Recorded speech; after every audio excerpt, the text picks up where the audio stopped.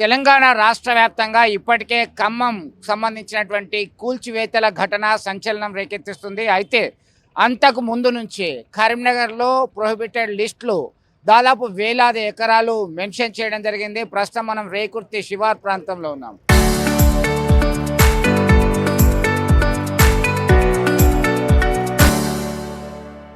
Karimnagar corporation పరిధిలో ఉన్నటువంటి రేకుర్తికి సంబంధించి 1360 ఎకరాలు దాదాపు వందలాది సర్వే నెంబర్లు ప్రొహిబిటెడ్ లిస్ట్లో ఉన్నాయి. 22A ప్రకారం ఇవి అమ్మడం కొనడం నిషేధించడం జరిగింది. దీనికి సంబంధించినటువంటి ప్రధానంగా మంత్రులను కలిశారు, తమ గోడు వెళ్ళగక్కుంటున్నారు. వారే మనతో ఉన్నారు. చాలామంది ఇటు రియల్ ఎస్టేట్ కావచ్చు, సామాన్య మధ్యతరగతి ప్రజలు కావచ్చు, అమ్మాలన్నా కొనాలన్నా కొనలేని పరిస్థితి, అమ్మలేని పరిస్థితి. వీళ్ళ అవసరాల కొరికి ప్రయత్నం చేసేటప్పటికీ ప్రొహిబిటెడ్ లిస్ట్లో ఉంది.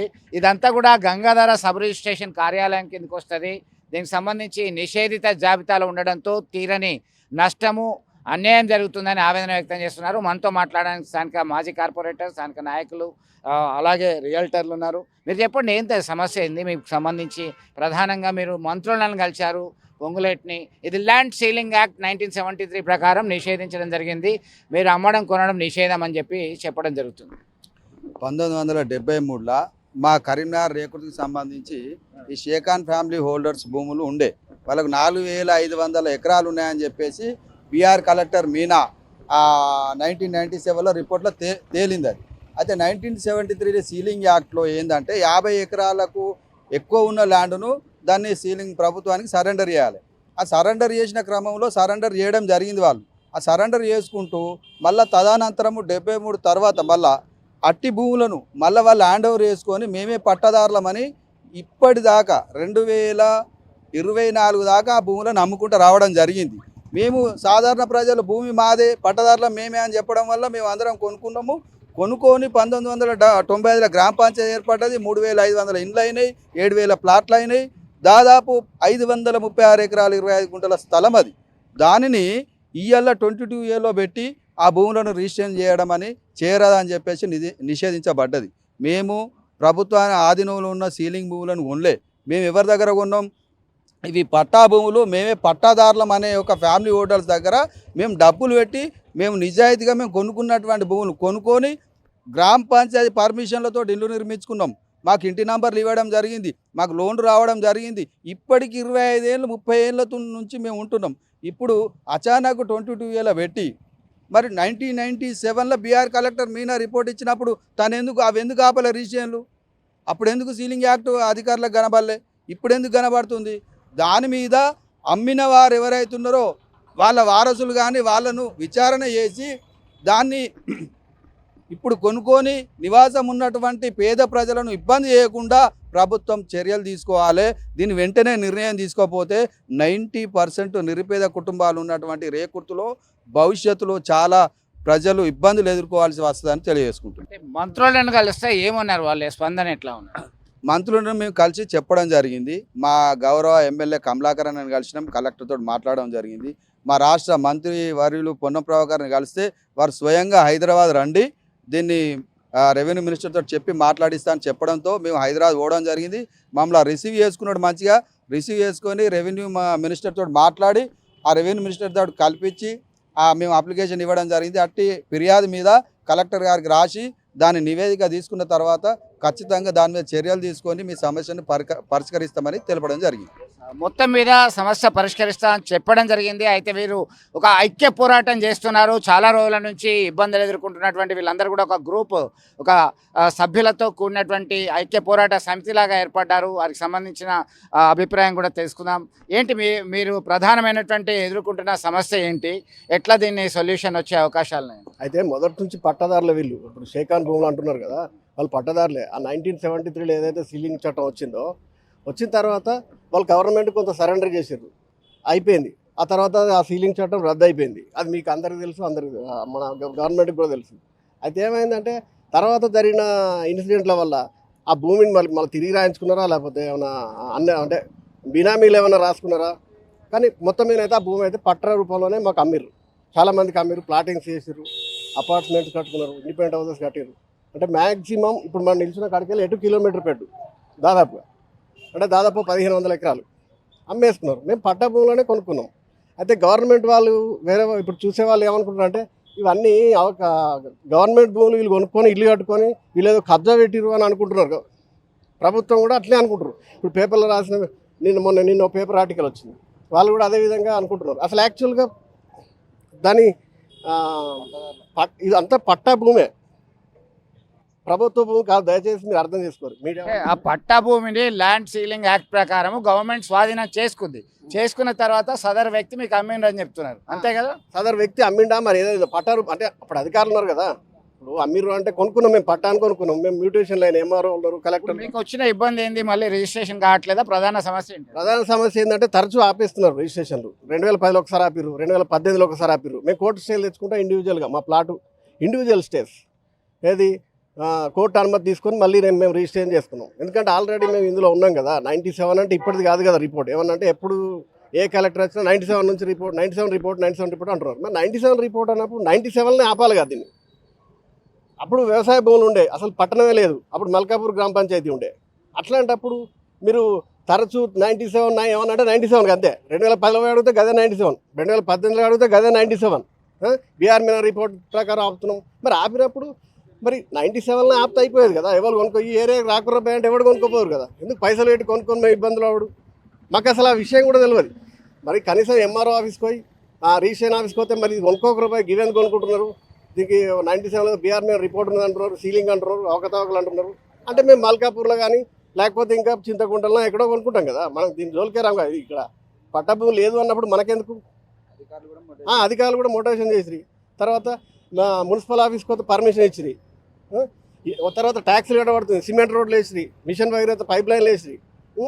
ఇన్ని వేసి మొత్తం పట్టణం ఏర్పడ్డ తర్వాత ఇప్పుడు 2025లో ఇది ప్రోహిబిటెడ్ ఏమనంటే 97లో అప్పటి కలెక్టర్ ఇచ్చిన రిపోర్ట్ ప్రకారం మేము ఆపినాం. ఇది ఎంత అన్యాయం అంటే ఇది అసలు ఇది మా జనంతో ఆడుకుంటున్నారు. 97 నుంచి ఆడుకుంటున్నట్టే కదా. కళ్ళ ముందర చూస్తలేరా వాళ్ళు ఫీల్డ్ మీదకి వస్తలేరా? సర్వేలు చేస్తలేరా? సర్వేయర్ వస్తాడు భూమి చేయాలంటే, ఎంఆర్ఓ వస్తాడు, ఆర్టీఓ. ప్రధానంగా మీరు ఏం డిమాండ్ చేస్తున్నారు? ఇది పూర్తిగా ఎత్తేయాలని డిమాండ్ చేస్తున్నాం. 22 ఏళ్ళకి వెళ్ళి పూర్తిగా ఎత్తేసి దీన్ని శాశ్వత పరిష్కారం చూపాలని మేము కోరుకుంటున్నాం. మొత్తం మీద ఇప్పటికే అనేక ఇబ్బందులు ఎదుర్కొంటున్నారు. దీన్ని 22A నిషేధిత జాబితా నుంచి తొలగించాలి. ఇప్పటికే అనేక సౌకర్యాలు ఉన్నాయి.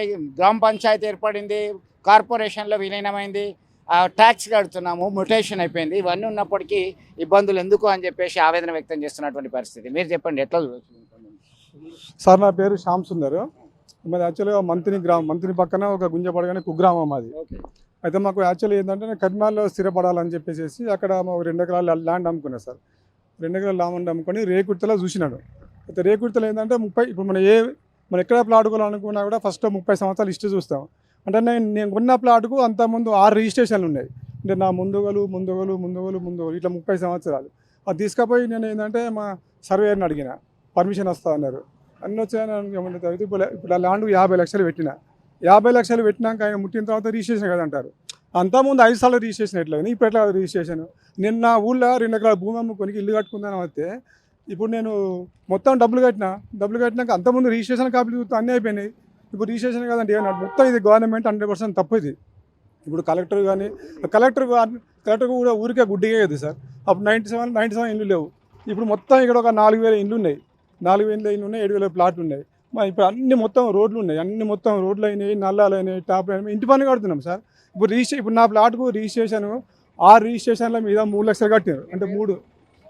నా పేరు శ్యామ్ సుందర్. అంటే నేను కొన్న ప్లాట్కు ఇంతకుముందు 6 రిజిస్ట్రేషన్ అయినాయి.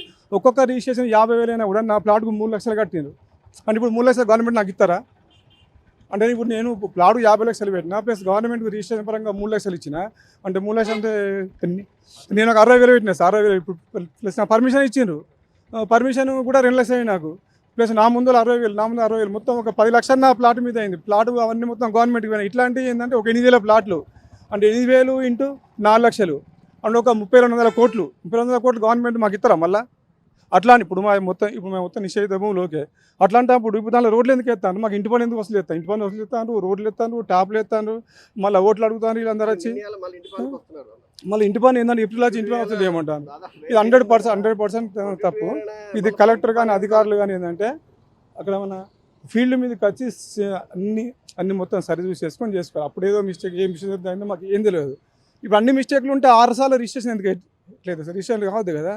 అందుకోసం ఏంటంటే ఇప్పుడు గవర్నమెంట్ వచ్చేసి ఇక్కడ ఫిజికల్గా చెక్ చేసి అందరికీ, లేకపోతే మేము అందరం కలిసి 1000 మంది అక్కడ కలెక్టర్ ఆఫీస్ ముందర ధర్నా చేస్తాం. ఇంకొంతమంది మా ఫ్రెండ్ వాళ్ళ అమ్మాయి పెళ్ళి 8వ తారీఖు నాడు మ్యారేజ్ ఉన్నది.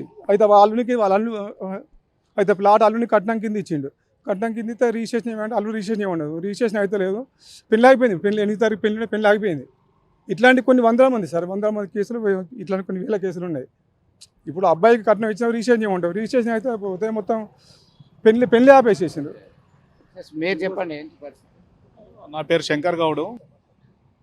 12 సంవత్సరాల కింద ఒక అతను ఇల్లు కట్టుకున్నాడు. పాపం వాళ్ళ బిడ్డకు డాక్టర్ పీజీ సీట్ వచ్చింది.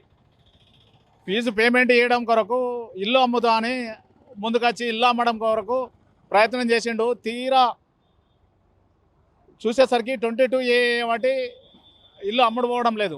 12 సంవత్సరాల కింద ఆయన పర్మిషన్ తీసుకొని ఎల్ఆర్ఎస్ కట్టి అన్నీ కట్టి ఇల్లు కట్టుకొని 12 సంవత్సరాల నుంచి ఇంటి పన్ను కడుతూ ఇప్పుడు ప్రొహిబిటెడ్లో ఉన్నది అమ్మదు, రిజిస్ట్రేషన్ కాదు అంటే పాపం ఆ పాప భవిష్యత్తు ఏమైపోవాలి, ఆమె చదువు ఏమైపోవాలి, పాపం వీళ్ళ ఇంటి పరిస్థితి ఏమైపోవాలి.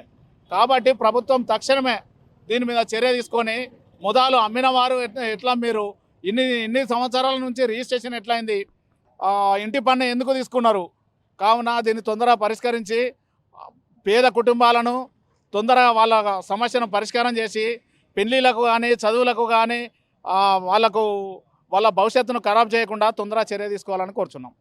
మొత్తం మీద ఇల్లు అమ్మి పెళ్లి చేద్దామని ఒకరు, ఉన్నత చదువులు చదివిద్దామని మరొకరు ప్రయత్నాలు చేస్తున్నటువంటి క్రమంలో ఇది ప్రొహిబిటెడ్ జాబితాలో ఉంది కాబట్టి రిజిస్ట్రేషన్ కాదు అంటే వివాహం ఆగిపోయింది. ఉన్నత చదువుకి వెళ్ళలేకపోయిన దుస్థితి వారి మాటల్లోనే విన్నాం. ఏంటి అసలు మీకు ఇబ్బంది ఏంటి చెప్పండి సార్? నమస్కారం, నా పేరు కృష్ణ, ఆకుల కృష్ణ. నేను మా కరీంనగర్ సార్, మా ప్రాపర్ సిద్దిపేట సార్. కరీంనగర్ వచ్చి 20 సంవత్సరాలు అవుతుంది. ఇక్కడ స్థానికంగా ఇక్కడ ఉన్నటువంటి కోఆపరేటివ్ కాలనీలో ప్లాట్ కొనుక్కున్నాం సార్. రిజిస్ట్రేషన్ అయింది. అప్పుడు ప్లాట్ పర్మిషన్ తీసుకున్నాము, ఇప్పుడు ఇల్లు కట్టుకున్నాము. ఇప్పుడు రిజిస్ట్రేషన్ అయింది. ఇప్పుడు టోటల్ ఇవన్నీ టోటల్ ల్యాండ్స్ 22 కింద విన్నామని చెప్పి గవర్నమెంట్ మాకు అనౌన్స్ చేసింది. అసలు 22 అంటే ఏం సార్ నాకు అర్థమైతే లేదు. అసలు 22 అంటే ఏంటంటారు? ప్రభుత్వ భూమిని అంటారా, లేకపోతే ఈ ముస్లిం ఫ్యామిలీకి సంబంధించినటువంటి భూమిని 22 అంటారా? అసలు 22A అంటే అనేటువంటిది ప్రభుత్వానికే క్లారిటీ లేదు. ఫస్ట్ ఆఫ్ ఆల్ ఎటువంటి భూములను 22A కింద చేర్చాలి, మరి ఎటువంటి భూములను రిజిస్ట్రేషన్ చేయాలి చేయొద్దు అనేటువంటిది ఉండాలి కదా. అట్లాంటప్పుడు మేము రిజిస్ట్రేషన్ రిజిస్ట్రేషన్ చేసుకున్నటువంటి ప్లాట్లను రిజిస్ట్రేషన్ ఎందుకు ఇవ్వాలి, పర్మిషన్లు ఎందుకు ఇవ్వాలి, లోన్లు ఎందుకు ఇవ్వాలి? మాకు కావాల్సినటువంటి ప్రాథమిక సౌకర్యాలు ఉంటాయి కదా సార్. కరెంట్ కానీ, సీసీ రోడ్లు కానీ, అండర్ గ్రౌండ్ డ్రైనేజ్ కానీ, లేకపోతే మిషన్ భగీరథ పైప్ లైన్ కానీ, ఇవన్నీ ఎందుకు ప్రొవైడ్ చేయాలి? 22A కింద ఉన్నటువంటి దానికి ఎటువంటి పర్మిషన్ లేదు, ఎటువంటి దాన్ని కట్టడాలు చేయదు, ఇల్లు కట్టుకోవడానికి పర్మిషన్ లేదు. అక్కడ మనుషులు జనాలు ఉండలేదు కదా, ఎందుకు ఇస్తున్నారు మరి?